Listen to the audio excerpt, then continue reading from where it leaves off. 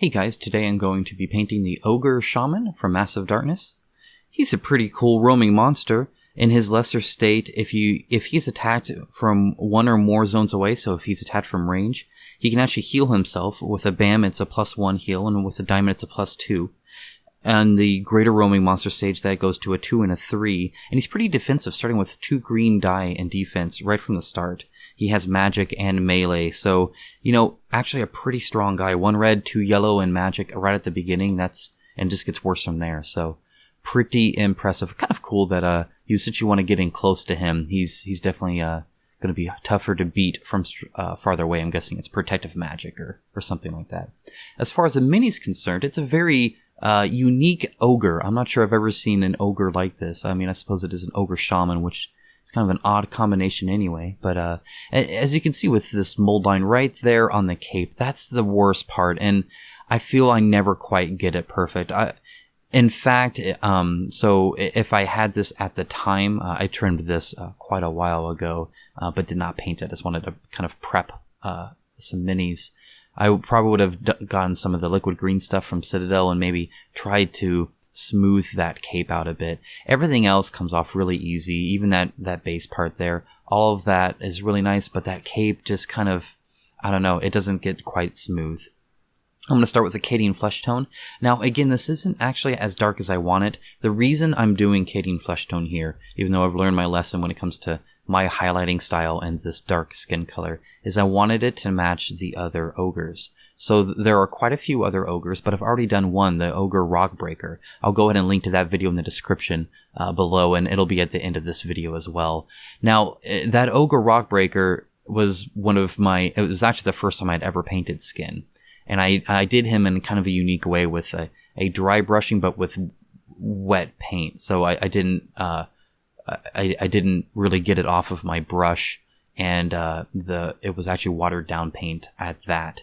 And it gives kind of a unique style, and I wanted these to match fairly close, and so I didn't want to do how I would probably do his skin now. So, take that as you will. You can paint the skin color however you wish. This is how I'm doing it, and it's probably how I'll do all of my ogres so that they all match. But I don't know, if you absolutely hate how I do this, or if you think it's cheating or doesn't look good, let me know. Or if you think it does look good, let me know. I'd be interested to see your thoughts on that. Anyway, as you can see, he's actually really easy to paint. He's very well defined. There's not a whole lot of finicky stuff. That top of his staff is kind of the only part you'll see later on that's kind of odd. It's kind of hard to tell what you need to paint and where. But the face is fine. There is a jutted out bottom lip, so be sure to get that. Now, and behind that beard is probably the only part that's hard to get. It's also hard to see, so don't fret too much about it. Just kind of jab your brush in there and more or less pray. It should be fine. And he's got a little bit of his leg exposed, and on this side too. That looks like it'd be harder to paint than it is, but it's honestly not. And we're moving on to the basic skin tone. So this is going to be, as you can see, a very heavy highlight, because I will blend this after the fact. So this is just to get some kind of tonal range in there. I'll be using shade plus that wet dry brushing. That makes no sense. I don't know what to call that. Anyway, this is just to kind of define those muscles a bit more. And by the end, the recesses, I think, do look really, really kind of neat. It gives them kind of a gritty look, which I actually don't mind at all. Again, be sure to get the hands and the knuckles. And I'm not trying to do multiple highlights here or, really bring out anything. Just trying to define his basic shape here. And so you got to get his kind of chest. And, of course, you're going to get that big old stomach. I do like the stomach on this guy. The Ogre Rockbreaker had quite a few as well, which I thought was pretty fun. But it's ironic because, his stomach is so out there, but then his arms are like super ripped. Like he's for a shaman, he's pretty strong, but I think just all ogres would be at this point. So again, just trying to get all the hands and everything. Everything's pretty easy. It's not too bad at all. The leg right there isn't that defined, and neither is right here behind his behind his arms, but, you know, just painted in anyway. Reikland Flesh Shade, this is a kind of a darker shade, and this is going to cover up as a first pass on this skin. So I'm just kind of lightly putting it there. I guess it's about a normal wash. I'm not doing it light yet. I'll do it lighter later. Oh, and don't forget that shoulder that's exposed right above his kind of arm guard there, which is kind of his main armor defense. Again, I'm assuming he's using magic. Here's that basic skin tone with a wet dry brush. As you can see, it very much kind of feathers out, and I don't know. I don't know how best to describe this. It's kind of fuzzy, I guess. But it just helps blend it in more. It slightly gets into the recesses and covers it up a little bit, but not totally.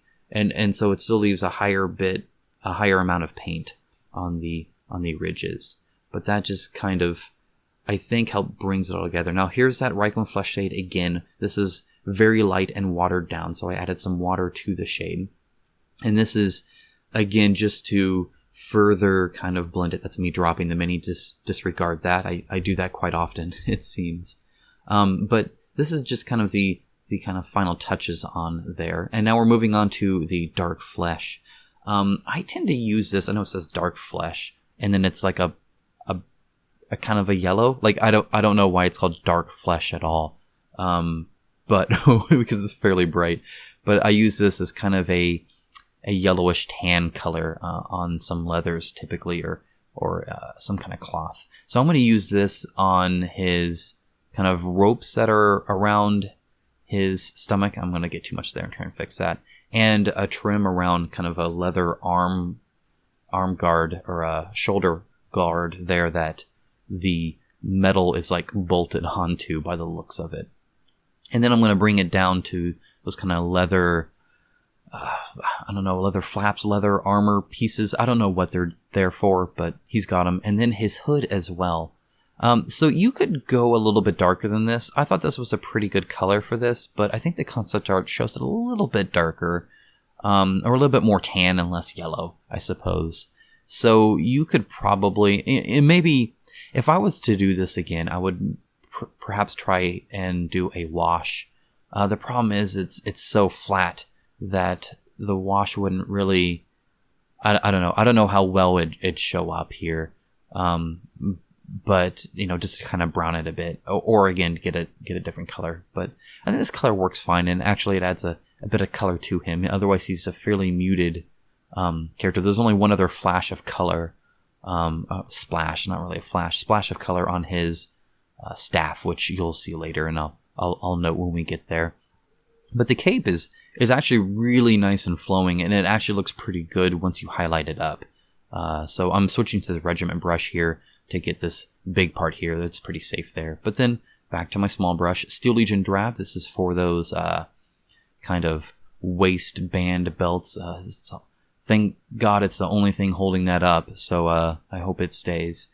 But I'm gonna just lightly bring in here. This is not very finicky work. It's actually pretty easy to get. Even this part here, it's not too bad at all. Again, the only hard parts to paint on this mini are kind of the top of the staff there. So I'm just gonna take my time though and make sure that the ridges are good and bring it in the back there a little bit, and then mess up and fix it with the dark flesh. And now we're back to the Steel Legion Drab, and this is for the wood on his staff, which is kind of a good base wood color. I feel I use it a lot for wood like this, like a kind of a walking stick kind of wood, and highlighting it up, it looks good too. There are a little bit in between the bandages there, and then I'm also going to get the Steel Legion Drab and put it at the very base here. Now this is going to be a little bit of wet blending. I'm not going to slow it down like I did on my Zoe hero character, so if you want to see it slowed down, you can see it there. And now we're to Baneblade Brown, and as you can see, I already just kind of mixed it in. So it's kind of darker where it goes behind his head and then goes to a lighter. That both helps because a lot of like fur pelts like this do have, go from like dark to light. And in the concept art, it showed that this was fairly shadowed, or I guess it seemed darker where it goes into his kind of cape or his cowl over near his head. And so that kind of gave that illusion. And then when I highlight it up, it'll also kind of, further define that, because once I add shade, it kind of blends it a bit more than I would like. These are fairly close colors, and I didn't want it drastic. I just wanted it kind of close. And this Baneblade Brown, I'm not sure if I've ever used it before. I have, but I don't know if, since I've been filming my miniature painting here. It's a very muted brown, which I don't find a lot of applications for, but this is one of them. This actually fits fairly close to the concept art, so I'm pretty happy with this color choice. And I'm actually going to use it on his kind of the fur highlights, or the fur trim on his kind of armbands and fur boots. Now, one thing you will note that I've missed, and I'll have to go back and do it, but it's much harder to do afterwards, is the inside of these arm guards should be that same dark flesh, or whatever color you used on the cape or cowl or whatever that is. The dark flesh is what I chose here. So whatever you did there, the concept art shows it about the same color. And I only noticed that afterwards. I always plan these out and list out the paints I need and what I need to paint them, which I'm posting on Patreon now. So we'll look for that afterwards. But yeah, it's harder to paint afterwards. Here's that Agrax Earth shade. This is just the typical brown shade from Citadel, and I'm just going to kind of glob this in there. When I say glob, I rarely use a regiment brush for a wash at this point. You just can't control it well enough, but this character brush does just fine. So I'm just kind of, putting it in there, and it really brings out the texture, right, of it, and pulls just slightly in some of the larger pieces. And I'm going to put it over the trim on the boots and the armbands here. That's me dropping my miniature again. Do it all the time. And I'm going to put it on the wood as well to kind of bring out some of the texture. Most of the texture is there at the bottom, and then on the waistband as well. Here's me realizing, oh yeah, dark flesh should be in there. And yeah, it's kind of hard. I think I do a fairly okay job getting it in there, but it definitely would have been much easier to do that beforehand instead of afterwards. So just when you're painting, keep that in mind and try and do that first. I think that'll kind of help in the long run. And now this white is just showing that I am doing highlighting, and I'm doing a fairly heavy highlight at the tips and then kind of bringing it down. So it's mostly on the tips of kind of where the tufts are, the hair tufts, and then bringing it down. And then I'm also highlighting just where it's kind of wavy too. So especially because a lot of these are kind of waved up or turned. And this is with the Baneblade Brown. So I'm only doing this Baneblade Brown portion. I'm not doing the Steel Legion Drab section. And I'm going to go ahead and highlight up the armbands. I'm also using this highlight, for me, least conveniently, to hide the dark flesh. I didn't go back and touch up the sides with the Baneblade Brown after painting the dark flesh, because I knew I was going to highlight them anyway. So I just highlighted the edges there. Okay, so here's the Steel Legion Drab highlight. Notice I'm bringing it slightly past it to kind of mix the two highlights together. And then I'm also going to quickly highlight the belt. I did miss this step when I painted Zoe, and so as you can see, it goes really easy. And the wood, I highly suggest doing the wood. I think it makes it look much more like, actual wood. That's a stupid sentence structure. Anyway, gray blue on the hair here. Now, in the concept art, and this is, I never quite figured out what this is. At the top of his head, it almost looks like he's wearing another cap, perhaps. But on the mini, it looks like it's hair. So I'm going to go ahead and give him hair on top. Now, maybe you guys can explain what the heck the other one was. I don't know. And here's the highlight. We're kind of shortly afterwards. This dried pretty quick, and I was able just to go right into highlighting. Screaming Skull, that's for, obviously, the skulls. that's my go-to for bone. And then I'll shade it up and then highlight it back up. So it doesn't look so plain and really brings it out. Now here is where we start to get finicky. So it looks like he has a couple bones here. But especially if you get your mini out and you look at it, and when you really look at it, see, there's a difference between looking at the miniature and then trying to paint it. So if you're looking at it from the idea of, I need to paint this, it's kind of a mess up there. There's a lot of detail, but there's not quite enough differentiation between like a skull and a ribbon. It just kind of gets muddied there. Don't forget the horns on his armband as well.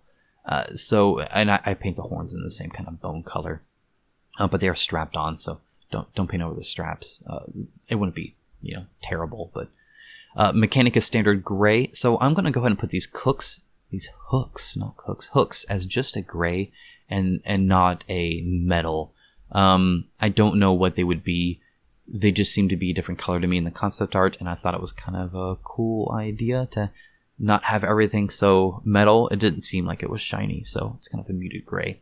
And then I don't know if it's a tattoo or if it's a magical sign or whatever, but anyway, putting that as gray as well.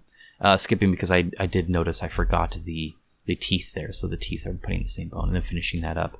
I do like that this was raised. That's super nice. I always like when they make these raised on the miniatures. It makes it so much easier to paint. And it's just slightly raised, but it's raised enough to where you can really kind of get the shape there, which is nice. Some red leather for the boots. Originally I was going to do this in Calvary Brown, but I thought it was too red, and so or at least too dark. And the red leather shows the kind of brightness that it looks like it is in the concept art on his left foot. His right foot is shaded, and that's where I got the Calvary Brown. I thought it was a bit darker. And I'm going to bring that up to the leather up here. Don't forget the backs there as well. So just trying to show that that's kind of bolted on there. And now we have Calvary Brown. Here's that more deeper red. This is the other splash of color I feel that's on him. So he's got kind of the beard, he's got the cape, and then he's got this kind of Calvary Brown, this kind of very red wrapping around it. Now this might be slightly too red. I don't know. I like it, but I think in the concept art it's a bit more muted. I'm going to mispronounce a lot of words in this video apparently. A lot more muted of a red. It's not quite as bright. I think it's a good color match. It's just a bit too stark. And then I'm bringing that wrapping here again. I'm just trying to figure out where the wrapping more or less is. Some of it's just painting it on there, feeling like it should be there. Apologies for the camera angle. I apparently really struggled to keep the staff in the camera shot there. But, just kind of moving it in there. Here's the highlight of the dark flesh. So again, this is a little bit of white there. And when I was mixing it, this is my mixing brush. It's a very long brush there, and not a big, it doesn't really have a tip. It's a very cheap brush that I use to mix paint. But I had it on there and I didn't want to waste it. So I felt I could do a pretty good job there. Now on those plates, I'm just kind of mashing it in there more or less. I'm not really, so it kind of splays out a little bit. I'm not really concerned about giving it really hard straight lines on those kind of waist armor pieces. And now here is a higher highlight, so it's not quite covering as much of an area. And this is just to really bring out the highlight and the different shape. And again, I'm going to put it on the edges as well. I was like that showing up. That's that Baneblade Brown, just getting that kind of hairband in there. Rakarth Flesh, there's a little cloth that's holding one of the skulls. It's kind of wrapped around there. Sorry for the out of focus. It's a little bit better. And I'm also going to bring that Rakarth Flesh over to the wrappings on the horns. And I'm actually going to end up using that for his toes as well. and his fingernails. Oh, and it's actually kind of wrapped onto his arm, of course. So be sure to get that. That's probably an easy bit to miss. So there's the fingernails and the eyes. I'm going to use that instead of white, so it's a little bit more muted. Deathguard green. It looked like he had green eyes. I wish it matched my Ogre Rockbreaker, but it does not. But that's all right. Here's that Agrax Earthshade. I put this over all the bones, especially on the skulls. It pools into the eye sockets and nose sockets and mouth and all that, and really gives it that definition. Bringing it onto the horns as well. Just making sure to kind of cover them all. I'll highlight them later. Now I'm over highlighting the red leather boots. So this is just a fairly mild highlight, but I think it's enough to add some definition. Some Leadbelcher. This is going to finally finish all the base coating. As you can see, I'm kind of all over the place when it comes to what I finish and what I don't. So a lot of people I think like to base coat the entire thing and then highlight up.